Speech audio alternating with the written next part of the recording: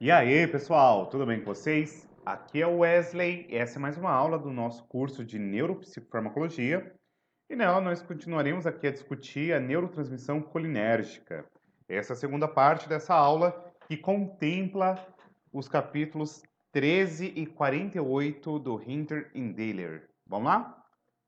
Bem, nessa aula nós discutiremos aqui as vias colinérgicas, principais funções do sistema nervoso central e também discutiremos aqui os receptores da acetilcolina, tá? Embora o próprio Dehler tenha rejeitado o conceito de receptor, considerando mais um sofismo do que uma ciência, sua classificação funcional forneceu a base para a distinção de duas principais classes de receptores que nós discutiremos nessa aula. Beleza? Vamos lá? Bem, os receptores da acetilcolina, eles foram descritos aí no ano de 1914 pelo Dehler, tá? Ao analisar as ações farmacológicas da acetilcolina, o Dehler distinguiu dois tipos de atividades, tá? Ele designou como atividade muscarínica e nicotínica, porque mimetizava, de certo modo, o princípio ativo do cogumelo venenoso, anatinta muscarínica, tá? E o princípio ativo e da injeção aqui de nicotina. O aspecto interessante é que as ações muscarínicas assemelham-se muito aos efeitos da estimulação parasimpática, como mostrado em vários estudos. E após o bloqueio dos efeitos muscarínicos pela atropina, doses maiores de acetilcolina produzem os efeitos da nicotina, que inclui, por exemplo, a estimulação de todos os gânglios autônomos, estimulação da musculatura voluntária, secreção de epinefrina pela medula das suprarrenais e por aí vai. Beleza?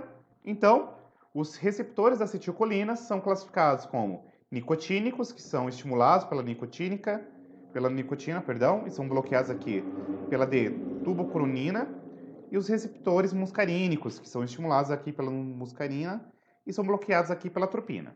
Belezinha?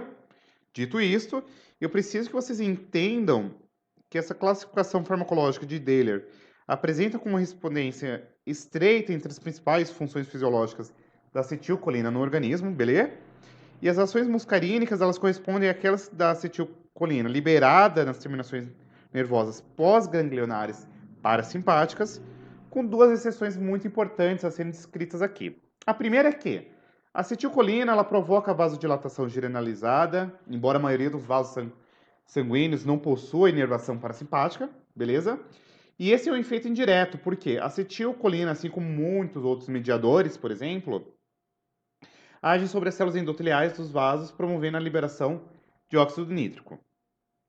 E esse óxido nítrico, por sua vez, ele vai relaxar o músculo liso. E, por sua vez, a função fisiológica desse fenômeno não é muito bem clara, uma vez que a acetilcolina normalmente não está presente aqui no sangue circulante. O segundo aspecto que eu queria trazer a vocês é que a acetilcolina ela provoca a secreção das glândulas sudoríparas, que são inervadas aqui por fibras colinérgicas do sistema nervoso simpático. E além disso, as ações nicotínicas correspondem às ações da acetilcolina sobre os gânglios autônomos do sistema tanto simpático quanto parasimpático, sobre a placa terminal do músculo voluntário e sobre as células secretoras aí da medula suprarrenal. Belezinha? Dito isto, ainda preciso que vocês se atenham que os receptores da acetilcolina eles têm algumas características que precisam ser descritas a vocês. Bem, primeiro, os receptores nicotínicos eles estão localizados aqui na região periférica, então ali na junção neuromuscular, gânglios autônomos e medula suprarrenal, como eu havia descrito a vocês. Com uma correção, suprarrenal aqui é com dois R's, tá? E eles apresentam aqui em menor proporção aqui no sistema nervoso central, aí na região do cérebro. Por sua vez, os receptores muscarínicos, eles também estão situados aqui na região periférica, fazendo parte aqui do sistema parasimpático, e eles apresentam-se aqui numa maior proporção no cérebro. Tranquilo? Dito isto, vamos lá. Primeiro aspecto que eu queria trazer a vocês aqui acerca dos receptores nicotínicos. Os receptores nicotínicos e acetilcolina podem ser subdivididos aí em três classes principais: musculares, ganglionares do sistema nervoso central Tranquilo? E aí eu quero já trazer alguns meandros aqui para vocês entenderem. Primeiro, os receptores musculares estão confinados à junção neuromuscular esquelética. Os ganglionares são responsáveis pela transmissão nos gânglios simpáticos e parasimpáticos. E os receptores do sistema nervoso central estão espalhados por todo o cérebro e são heterogêneos com respeito à sua composição molecular e, consequentemente, à sua localização. Todavia, quando a gente vai olhar molecularmente esse receptor, ele é subdividido em 5 subunidades, tá? Alfa 1, 10, beta 1, até beta 4, tá? Quando a gente fala em especial aqui do cérebro, eu quero que vocês entendam que tem uma localização pré-sináptica e, por sua vez, são receptores ionotrópicos. Então, o que vocês precisam entender é que todos os receptores nicotínicos da acetilcolina são basicamente estruturas pentaméricas que atuam como canais iônicos controlados por ligantes, tá? Essas subunidades aí, que formam o complexo receptor-canal, apresentam uma estrutura muito similar e até o momento já foram identificados e clonados 17 tipos, diferentes tipos aí de membros da família, que foram significados como alfa, que apresentam aí 10 tipos, e beta, que apresentam 4 tipos. E por fim, ainda eu queria destacar aqui a vocês que, embora eu não tenha colocado aqui, nós ainda temos gama, delta e epsilon, que apresentarei cada um tipo, tá?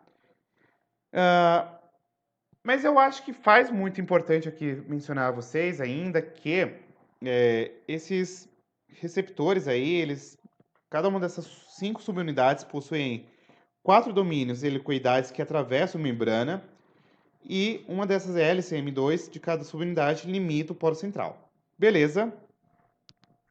Como eu falei para vocês, eles apresentam aqui uma distribuição em várias regiões aí do sistema nervoso central. Então, tem região ali no córtex, no hipocampo, na medula oblongata, na glândula pineal, no cerebelo, aqui na região do tálamo, do hipotálamo, na região da amígdala, no estriado, no bulbo olfatório e por aí vai, tá? Nos núcleos da RAF, e por aí vai. Isso aqui eu tirei do Gautier, do Trends of Pharmacology Sciences, tá?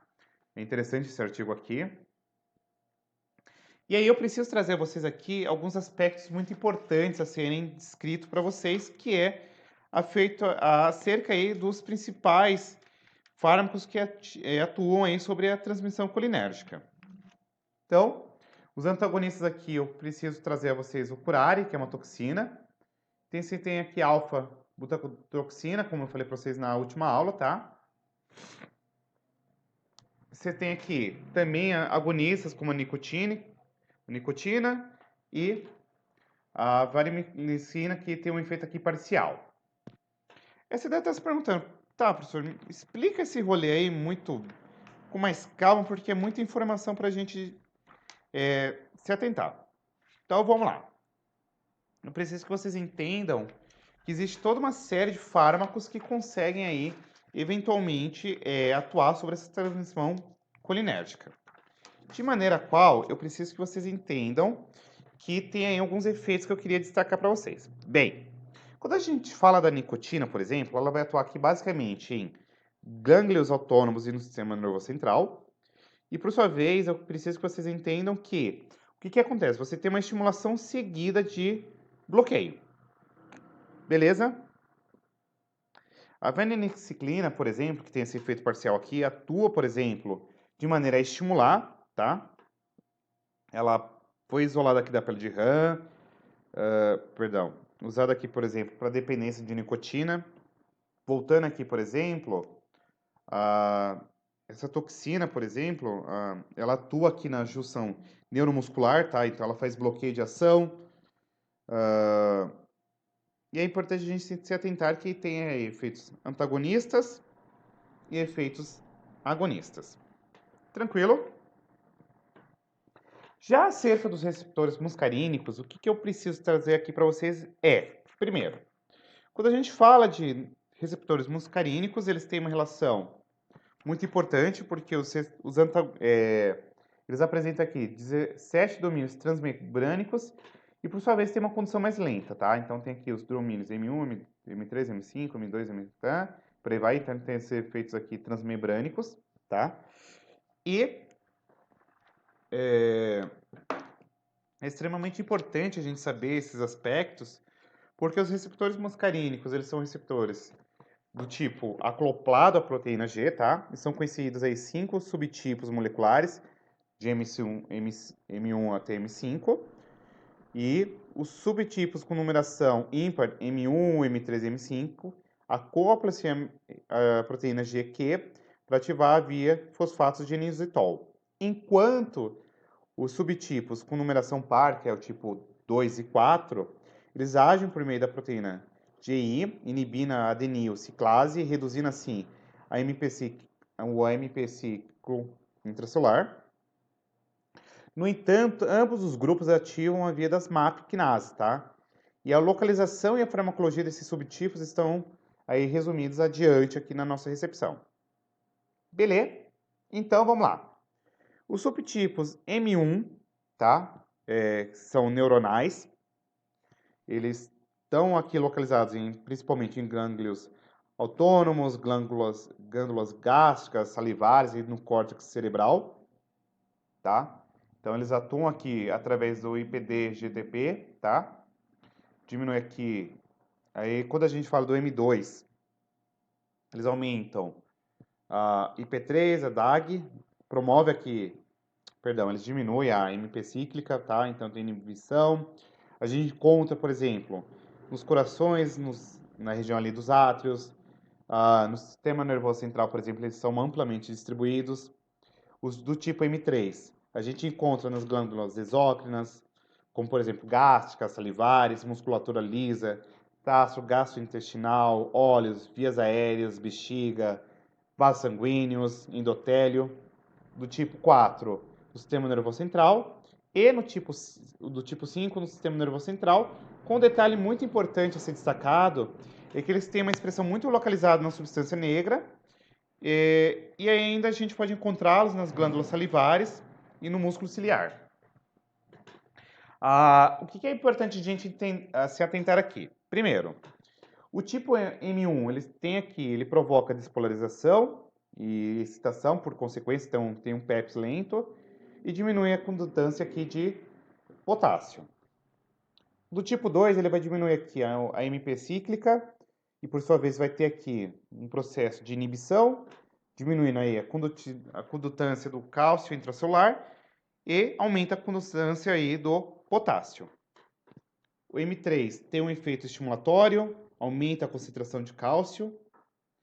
O MP4 diminui a MP cíclica e, por sua vez, tem um efeito de inibição. O M5 tem um efeito excitatório, tá? E aí a gente pode pensar em vários aspectos aqui a respeito da resposta funcional. O tipo M1, ele tem uma estimulação do sistema nervoso, então tem algumas referências que falam que tem aí melhora da cognição, mas também atua aqui na secreção gástrica. O M2, por sua vez, por exemplo, tem efeito de inibição cardíaca, inibição neuronal, efeitos muscarínicos centrais, como, por exemplo, tremor, hipotermia. O, M, o M3, secreção gástrica, salivar, contração da musculatura lísca gastrointestinal, acomodação ocular, promove vasodilatação. O MP4, o 4 aqui, aumenta a locomoção. E o tipo 5 aqui tem uma função meio desconhecida. Tá? Então, você tem aqui várias distribuições desses receptores muscarínicos, tá? Então, na região tálamica, na amígdala, no cerebelo, no córtex occipital, no córtex cerebral, bulbo olfatório, por aí vai, tá? E, por sua vez, tem uma relativa expressão aqui desses receptores nas diferentes regiões aqui do sistema nervoso central. A gente tem alguns agonistas e antagonistas muscarínicos. E dentre os antagonistas, nós temos aqui a atropina e a escopolamina. Ambas são extraídas aqui da tropa beladona, tá? Então, tem alguns efeitos que a gente vai discutir numa aula em específico. E aí você tem vários receptores, ó, atropina, escopolamina, diclonidina. São medicações pré-anestésicas, anti-espermadóticos, perdão. Só que esses antagonistas, eles prejudicam a memória e a atenção, tá? E nós temos aqui a muscarina e a pilocarpina como agonistas. Tem esse veneno aqui, ó. Então tem várias toxinas muscarínicas, tá? E as vias colinérgicas centrais. O que eu preciso trazer aqui para vocês? Quando a gente fala de vias colinérgicas, elas podem estar aqui agrupadas em dois grandes grupos. Aí você vai falar, mano, quais são? Nós temos aqui o grupo caudal, que está localizado aqui na região do tronco cerebral, e nós temos o complexo colinérgico aqui da região do prosencéfalo basal. Beleza? Então tem aqui a região do prosencéfalo basal e aqui do tronco cerebral. E aí tem alguns correlatos funcionais importantes. Então, por exemplo, está associado aqui com memória e atenção, sono e vigília, tá? Então essas vias colinérgicas elas são extremamente importantes porque elas atuam em várias regiões aqui. Nos núcleos basais, na região aqui do septo medial, no hipocampus, no cerebelo. E aqui tem alguns detalhes interessantes, por exemplo, desse artigo, que tem uma experimentação, por exemplo, em gases. Por exemplo, quando você faz uma injeção de cabocol, que é um antagonista muscarínico, na região ali da ponte, você aumenta o sono REM. Mas quando você ativa isso aqui no prosencéfalo basal, você aumenta a vigília, o que já nos traz aqui alguns correlatos funcionais acerca da ação dessas vias colinérgicas, tá? Esse outro artigo aqui, interessante também, ele falou que tem aqui a tarefa de atenção sustentada em ratos, então, por exemplo, aumento da liberação de acetilcolina na região do fronto parental. Esse outro paper também nos traz um detalhe interessante da professora Raquel, da UFABC. Então, por exemplo, quando você faz a injeção sistêmica aqui de dinuciclonina, que é um antagonista aí de receptores M1, você tem alguns efeitos, como, por exemplo, prejuízo de tarefas de memória, condicionamento de medo ao contexto, esquiva inibitória.